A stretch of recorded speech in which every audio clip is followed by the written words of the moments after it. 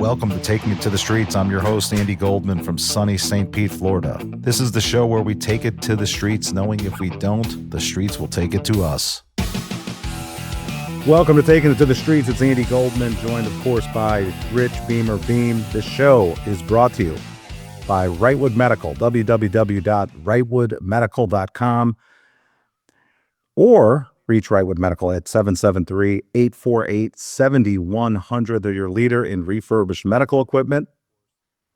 Beemer, it's been a minute. We haven't had you here. We've missed you. We've gone on our merry way and talked a lot of NFL in your absence, but we kind of alluded at the Tour Championship that we were going to have you back for the Ryder Cup. Before we get there, I always like the anecdotals. So Rich and I met for the first time. We did. A couple days ago in New York City, and I'm going to give my rendering, and then Beemer can, of course, share. There's not much to the story. Beemer had gotten done with what seemed like a bender and a half at Hazeltine. Okay, he was tired, he was cranky, he was this, he was that. I was worse for the wear. That is very, very accurate. And we met, went to a sports bar, took in whatever you want to call it, the Giants Kansas City game. Yeah, it was there to watch it. No, I mean, listen, not in that bar. It wasn't. Holy cow, we couldn't hardly even hear each other, much less. And we're sitting right across from each other. Place was packed in the wall, in the echo. Everybody was just bouncing off these walls. It was like going, holy Christ. Okay, so I'm very specific. People will ping me about this. What did you guys order? Okay, we ordered a spinach dip and a pepperoni pizza. Beemer, I want to be curious. Now, obviously, I'm from Chicago, so I'm extremely critical of pizza. I'm going to get your rating in a second. It was thin crust, for those people want to know. I give it a 6.5. Oh gosh, you're very clever. No, I give it like a 4.5, maybe 5. I didn't think it was just fine. It was okay. It wasn't like you chew into it like going, wow. It was fine. It wasn't. It was a sports bar pizza, and again. It matched the level of service. It did the job. It did the job, but it didn't shine. And it's not a place that I'm ever going to go back to again. But it did what it was supposed to. Got us in and got us out. Well, didn't really. Are we out? Were we obligated to tip on that kind of service? Probably. That's where from me. You always got to tip a little bit, but yeah, they didn't go above and beyond. And then we went the next day and chatted about taking it to the streets from Rich's palatial offices. Wow. In New York City. I mean, Beemer, the brand that is behind you is unbelievable. I don't know if even it got to you, but when we walked up there, I was like, man, this place is incredible. Yeah, it is. It is. Yeah. Wasserman Media Group, Maury's smaller, but he's with Montag Group, and then they are under the same umbrella. But yeah, Wasserman is certainly an 800-pound gorilla. No, definitely. Before we get on to golf, here's the part you don't know. So Beemer and I say goodbye. I walk out the street, and we were in the area. I'm not really great with my New York geography. Forgive me, folks, for watching this, but we were in the area. You'd have to be deaf, dumb, and blind to not know we were in the area that the World Trade Center exists in. And I don't know how you feel about this, Rich, but there's a melancholy that came over me that I can't describe. Yeah. I walked out on the street of, I need to go pay my respects. I need to take a walk through Liberty Park. I need to really give 2 hours of my life to, and I'd been there before, and the same feeling came over me. So I walked into Liberty Park. There's a sapling tree that I guess was taken from Anne Frank's house that she hid in Amsterdam, and they replanted it in Liberty Park. And this is all the different things that happen before you get to, of course, the big fountain where everybody's names are listed, and it's a rushing fountain. The significance is very powerful, and I can hear this very thick New York accent, which it only could be, of course, giving a walking tour of the Memorial Park that is the 9/11 and the rebuild, what will be the rebuild for the World Trade Center. And I tagged along for a couple of hours, and I was so moved by everything this person said that I went up to him at the end. We talked, exchanged names, numbers. He's going to come on the podcast. There's so much I learned Wow. about the tragedy that was 9/11. So that's what I did for a couple of hours after I said goodbye. It's a little heavy for this podcast, but I think it's apropos for where I'd been Yeah. placed at that moment. I don't know if you felt Yeah. the same way. When Well, I was a little bit different because I kind of felt like I needed to get out of the city because I really wanted to go down there, but I felt like I kind of needed to get out of the city for a multitude of reasons. But I was where I where my hotel was, I could look over the memorial, I could look over a lot of the different things. And I'm like, I haven't spent a lot of time down there before, but I'm gonna make it a point next time I'm in town. I'm gonna go cruise around there for a few hours. Um, yeah, that whole area is it's just begging to visit it because you have to understand exactly where we're going. That was amazing that you actually followed a group and sat there and chatted with him. I can't wait to listen to that podcast because that'd be pretty amazing. But yeah, it was a pretty surreal part of town, and I think one of the hardest parts for me is the UN was in town assembly. I had to check out of my hotel. I had to get boogie in because I didn't want to get caught in any of that traffic. But it was I just didn't have the time, sadly. But it needs to be visited at some point in time. definitely. Yes, sir. We go to a much lighter note, which is the Ryder Cup. And Beamer, when I think about the Ryder Cup, I have a couple thoughts before we get into the X's and O's and who you like and all that kind of stuff. To me, the why in sports is so important. Why you need to win. Why? I know it sounds Freudian, but I think as an ex player, you do realize there are whys. There's a reason why somebody has to win at Innisbrook down the street here in Tampa versus why someone has to win at Torrey Pines, where they're from, blah, blah, blah. You get the point. To me, it seems abundantly clear that the why is checked in favor of the Europeans because the Europeans, by nature, from what I know of them, have a deep affection for glory and it's not monetary. It's genuine. It's about the glory. I don't feel the Americans have that same passion for glory as much as they do a massive paycheck. That's just my feeling. I think that's an edge for the European team. There's the basics, which are, hey, this team beat them 2 years ago, and now this American team's littered with four rookies. So that I think is compelling. Why do I know the American team's going to kill them? Because Vegas says so. Vegas, I mean, why with even with that preamble and every check is in the Europeans' favor. Is Bethpage, is what I said valid? And is Bethpage such a friend to this American team? What is so interesting? What is Vegas saying? Because listen, I walked the golf course yesterday and today. I got a chance to walk with both teams just a little bit, but gosh, Vegas has is what's the number on Vegas? Is that Right now, the Americans, you're almost paying 2 to 1 to bet on the American team. It's the last time I checked, it's minus 180 if you want to bet America and plus no kick? 160, plus 160 if you want the European team. In English, that means Vegas is dying for you to take the European team. Yes, they are. That's And interesting. everything points to the European team. And that's what makes me very frightened about what Vegas seemingly knows about this American team. Yeah, to be fair, I don't know. I mean, so interesting enough. So obviously, I work for Sky Sports based in the UK. They ran this. Oh, it had to have been 8-minute montage, and I don't even know if that was the full one, but it could have been. But it had all the Ryder Cup greats, kind of talking about it, not in full sentences. It was scripted, but you had a lot of the great moments, a lot of there's a couple of defeats in there, but why the Ryder Cup means so much. And it goes down to the fact that they felt like they were second class citizens um for the Ryder Cup because they kept getting beat and beat. And to be fair though, it was USA versus Great Britain and Ireland for many, many moons, not including continental Europe. Only when Sevi said, listen, why is it continental Europe coming in? That's when they got the Bernard Longers coming in.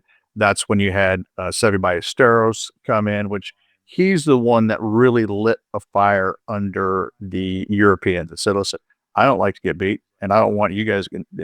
We need to go beat these guys, and we'll show them that we can beat them even on home soil. And so the passion that they have for winning it, I think it almost supersedes any individual, you know, major championship win. It almost supersedes that because they put their heart and their soul into this. And it's just been, I think from a young age, it's been imprinted in all these players because all these players watched Sevi, Faldo, Lyle, Woosnam, Olazabal, and the passion that they had when they played and when they won.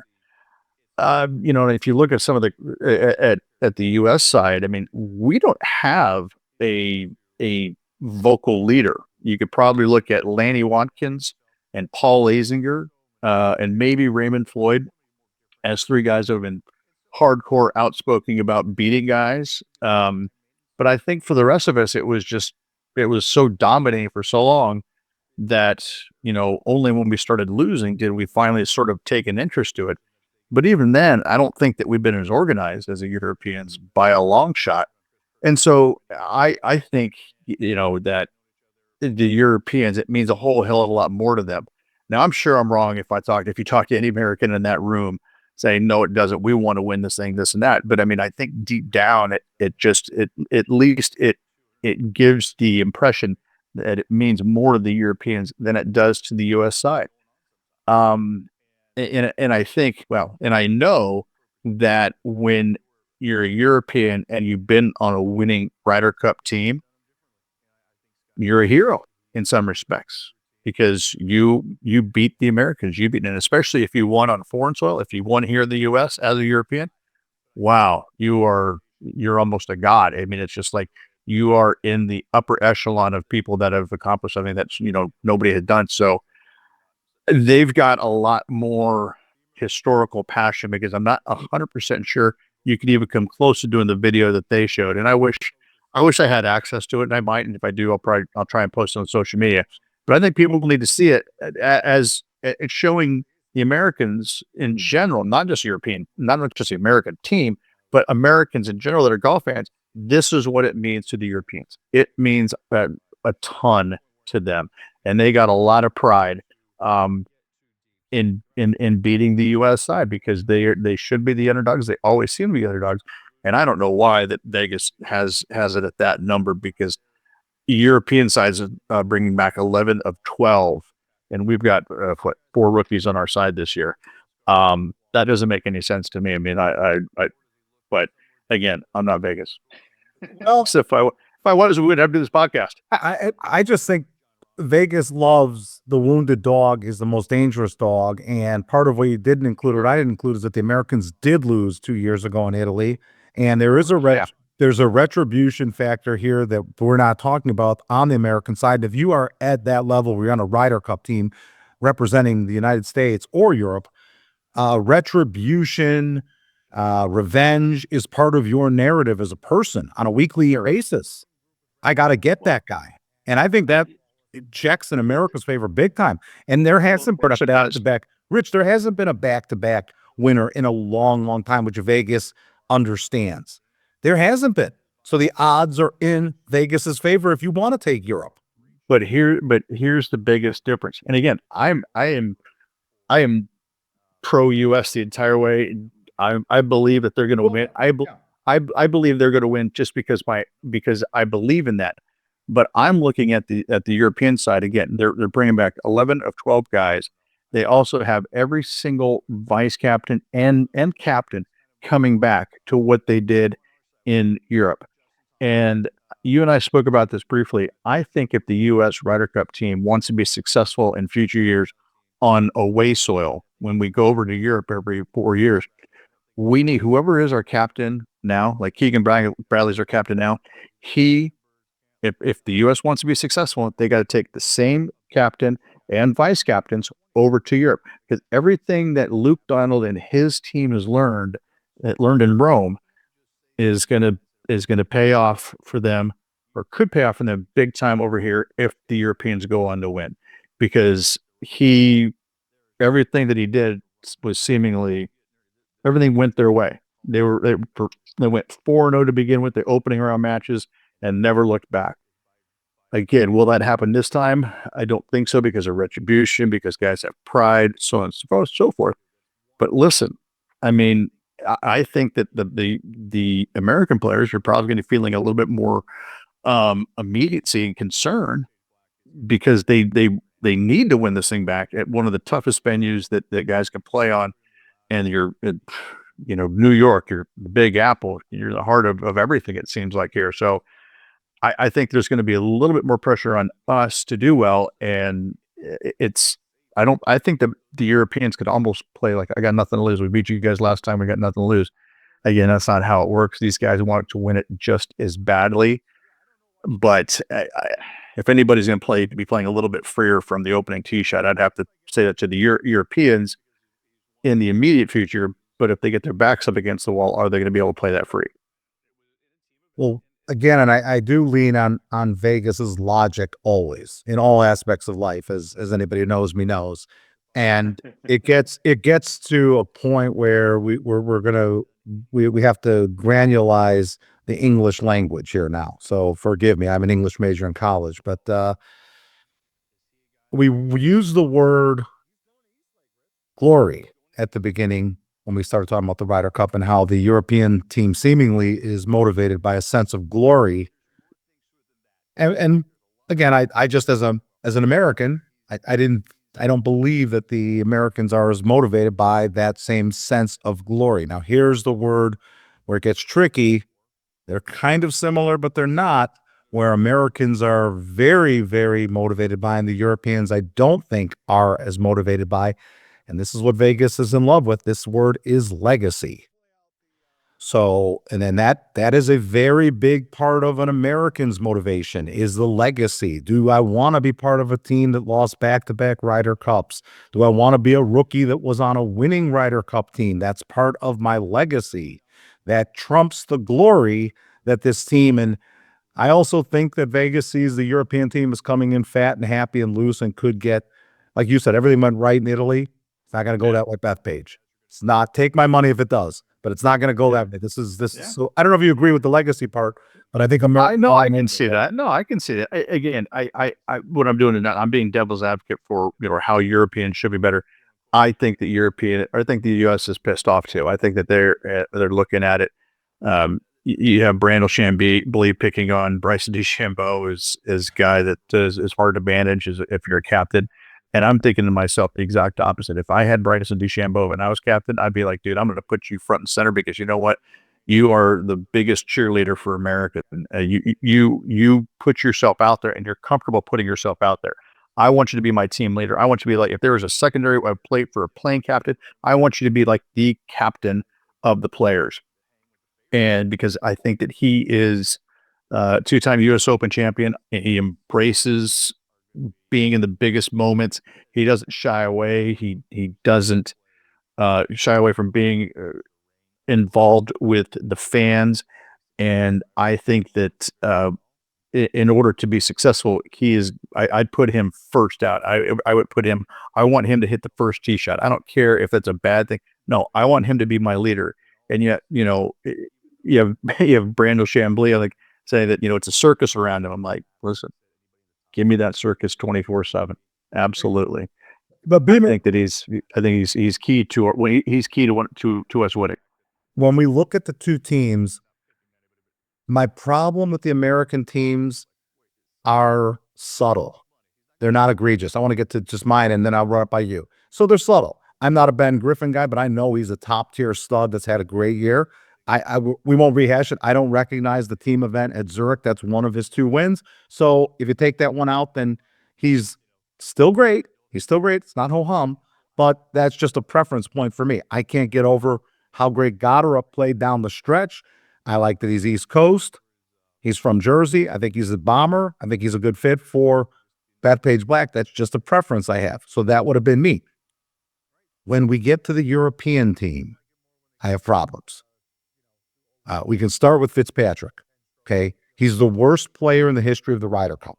Let me repeat that, folks. He's 1-7-0 career at the Ryder Cup. The only guy, according to my notes, forgive me, that's in that same dialogue's Fuzzy Zeller, 1-8-1. Okay. He's terrible. And this would have been a great time to let Marco Penge, who was red hot down the stretch, be entered into the golf narrative as it relates to Europe and as it relates to the Ryder Cup in general. That's a miss for me on Luke's part. But I'm also going to trump that. I'm from Chicago, and I know that Fitzpatrick went to Northwestern for 1 year. I also know that Luke played at Northwestern, was part of the recruiting process with Pat Goss, the head coach, former head coach at Northwestern's golf team. So I think there's an old boys network that's going to cost Europe on that front. Vegas, of course, knows these anecdotals. They know about stuff like that. He shouldn't be on the team. Sorry. And that's just my on and don't do that. He got good at the end of the season, because so did Penge and so did Goddard.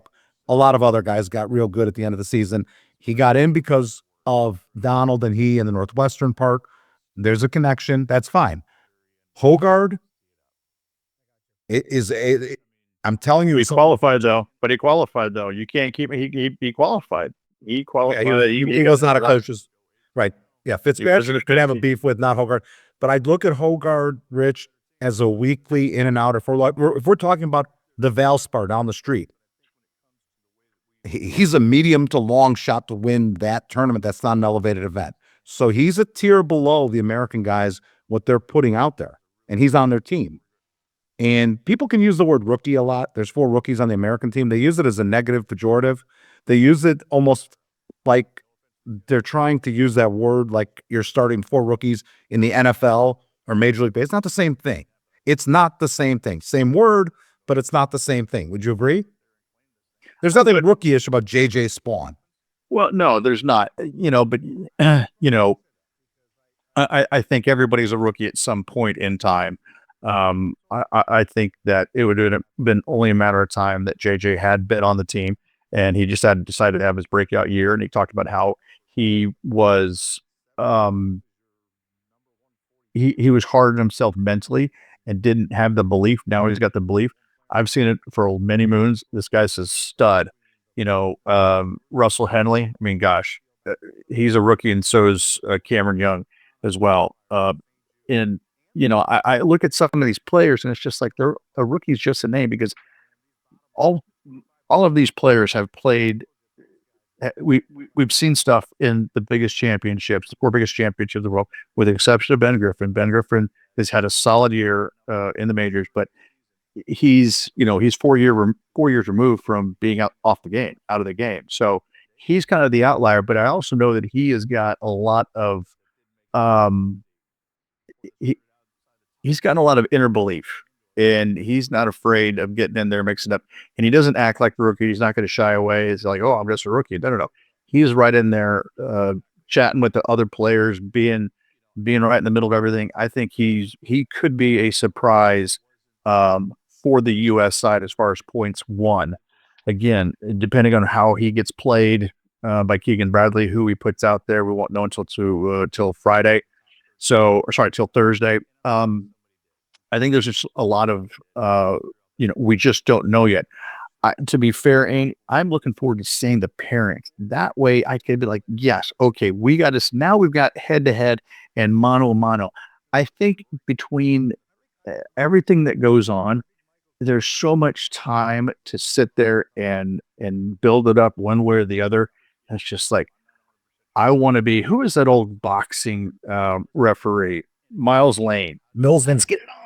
Mills Lane. Let's get it on. He was a judge too, wasn't he? Yes, judge. Yes. Yeah, let's get it on.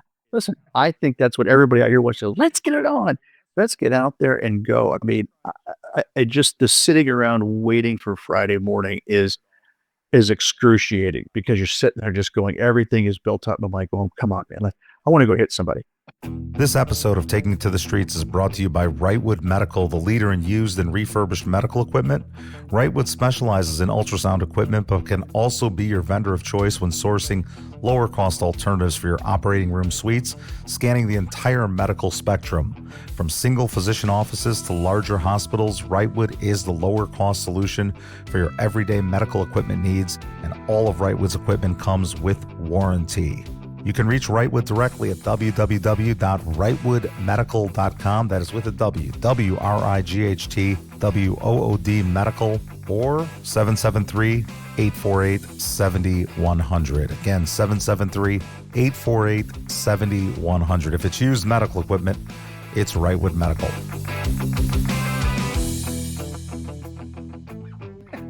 Beemer, do you have a problem with either side of the captain's picks? Anybody in particular? Does Fitzpatrick bother you at all? Does No, getting on? Does Goddard up? Is there an argument there or no? no. Here's the only one. Fitzpatrick, no. And funny enough, just because you said that, the last few times he played in the Ryder Cup, he had qualified early, and then his game tapered off from there. And now he had been steadily working up towards finally playing well going into this. So he was tapering off the last few Ryder Cups. I actually put value in the fact that he's playing well going into it. But I also look at a lot of the Americans playing well too. The only one that I would probably, I don't want to say criticize, but I would have thought about, and I'm sure Keegan did, but maybe he didn't. Colin Morikawa would be the only guy off of the two teams that'd be like, is Bethpage a good fit? Is the fact that he has not been playing well since basically Bay Hill. He's been playing okay, but nowhere near what he's supposed to be. I know Xander's struggling a little bit. I think he's going to be fine. But I for the picks though, that would be the only one. And everybody looks at me like I got three heads, and I'm like going, listen, you're putting a lot of stock in the fact that he's a two-time major champion, so on and so forth. I'm like going, I want a guy that's coming in here that's playing well. And I would suspect, or I'd like to suspect, that Morikawa had called Keegan Bradley and said, listen, my game's going to be in good shape. Don't you worry about me. I'm going to be in great shape when we come in there.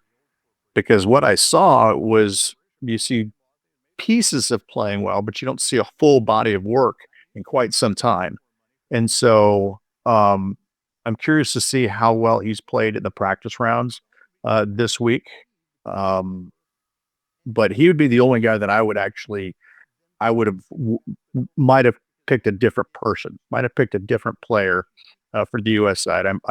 If I were a captain, but again, I'm not privy to a lot of the information that the captain does between that and the player and the rest of the vice captains and the rest of the players on the team.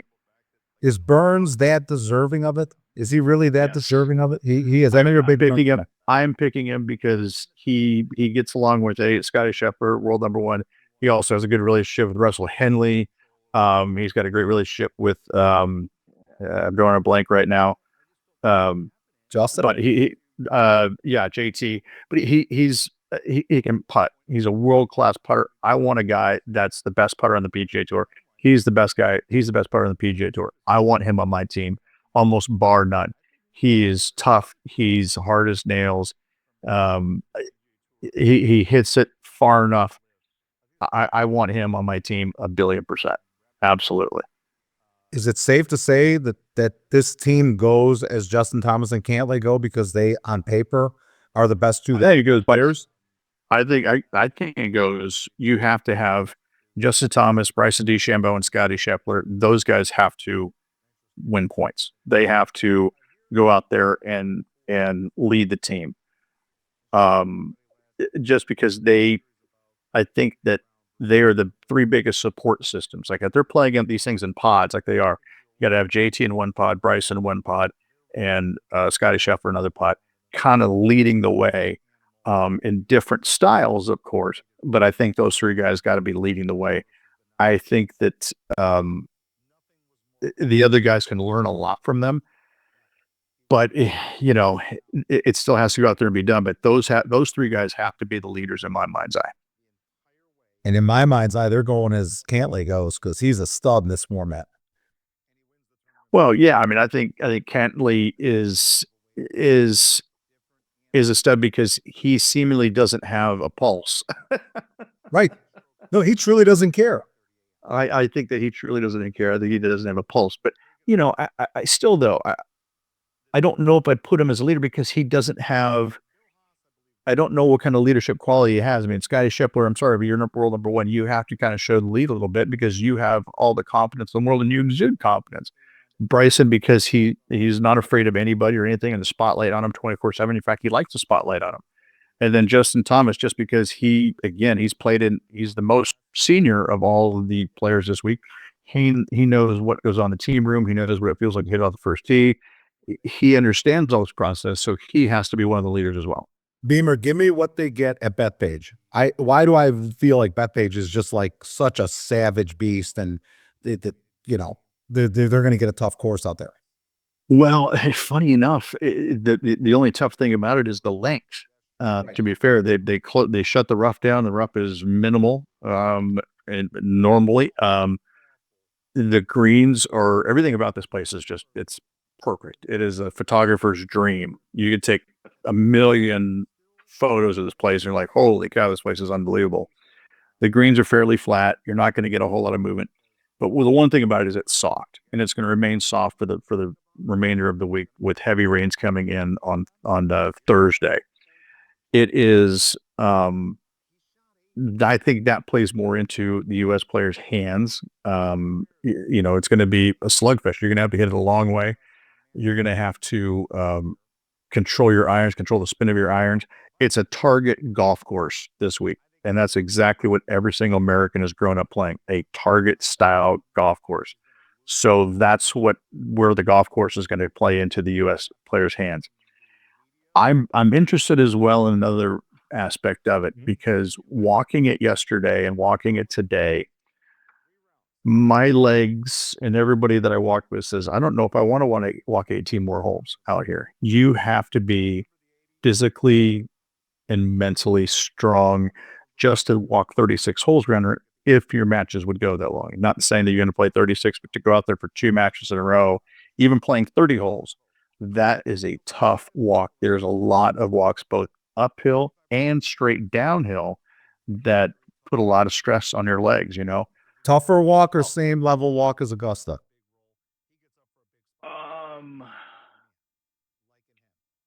I think Augusta's probably tougher. I think this might be tougher because there's no. I think Augusta's probably tougher. Because I've always heard what a tough walk Augusta is. Yeah, it's different though. It's a different walk at Augusta than it is here. But I think overall, I'd rather walk 36 holes here than I would Augusta. I don't want to walk 36 holes anywhere, or much less those two golf courses. What is it considered the toughest walk on the tour? Yeah, it would be. It would. Because we're talking about that level. So if you're saying Bethpage is in the top 5. Here's the interesting thing though about Augusta. What makes it different, and I think sometimes tougher for the players, because there's no flat second shots at Augusta hardly. Either you're on a downhill, side hill lie, you're always on some kind of different lie, with the exception of like maybe 3 or 4 holes, if that. Here, you're basically on a flat part of it for your second shot almost the entire way around.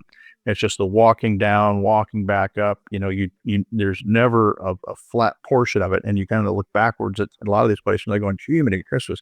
A lot of the holes feel like you walk straight down, flatten out, and then walk straight back up. It's just a hard walk. It's a hard slog out there. But again, Andy, you talk about a golf course in some perfect shape. There's nothing better than in the country right now. This place is unreal. You have to lay 180 or take 160.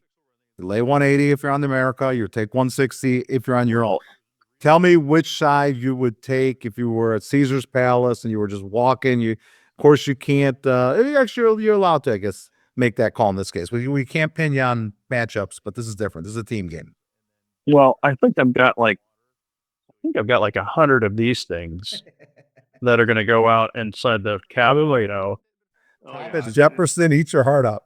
Oh yeah, and I've got a couple of other goodies for all my friends that work at Sky Sports. But here's the thing. I am always going to go to the U.S. I am going to go 14.5, 13.5. And the surprising point getter on the U.S. side is going to be Ben Griffin. I think the biggest point getter on the European side, again, I always say this, but I'm going to go Tommy Fleetwood, because his record in the Ryder Cup is sensational. It is he's 7-3-2. I mean, Rose is 14-9-3, and that's kind of the best one next to it. But 7-3-2 for Tommy Fleetwood. He's percentage-wise, he's the best European player they have right now, just percentage-wise, right? And what is coming off of the Tour Championship and everything else. But again, I think Ben Griffin's going to surprise everybody, even if it's for 1 week, and he struggles in Ryder Cups going forward, never plays the Ryder Cup again. Who knows? But I think that being around there, he just seems like the guy that's going to get built up for it. Looks like I think he's not going to back down from anything that anybody says or does or whatnot. I think he's tough as nails, and he could be the surprise, winning point of the Ryder Cup come Sunday. I think it's America, but I don't think it's a player. I think it's the New York crowd that will get underneath the skin of the European team, and they will be the MVP, and they will be the team. They will be the X factor like we've never seen before. I think it will be Medina-ish in favor of course, the American team. I think they are the MVP in my brain of how this is going to go down. If I had to pick a player, I think it's Cantlay, who's going to be great, but I think it's the New York crowd, Rich. Yeah, no, it has to be. I mean, the crowd has to be behind the Americans at all points. But I think as a lot of people talked about, if the Americans aren't playing good, I mean, the New York crowd would boo their own mothers if they could, if they had to, right? I mean, Wouldn't the Waste Management crowd do the same? Oh, the Waste Management crowd boos everything. No, they boo everybody. I mean, there's, that's the frat stuff. But yeah, there's no doubt that I think that it's going to be the New York crowd is going to rile them up as they've been. But funny enough, in Medina though, they were a non-factor because the Europeans figured out a way to silence it by playing better. And so if the Europeans start playing better, there's also enough European fans over here that will have a little vocal say in a lot of this as well. But they're going to be overwhelmed and overmatched by the New York crowds. But the U.S. side has to get them on their side by cheering much louder when it comes to important points. 16, 17, and 18, 15 through 18. That's where they will be most pivotal because that's when they are at their closest, and that's where a lot of the chalets are posted. They're right there looking down on all the action.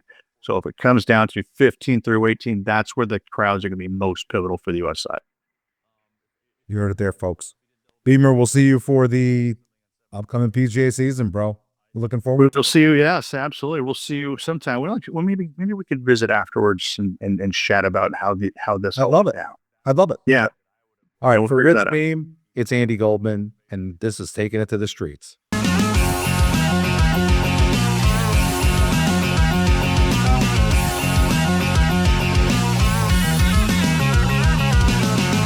Goodbye from St. Pete, and remember, folks, you're only as good as your last trade, so never too high, never too low, till we meet again.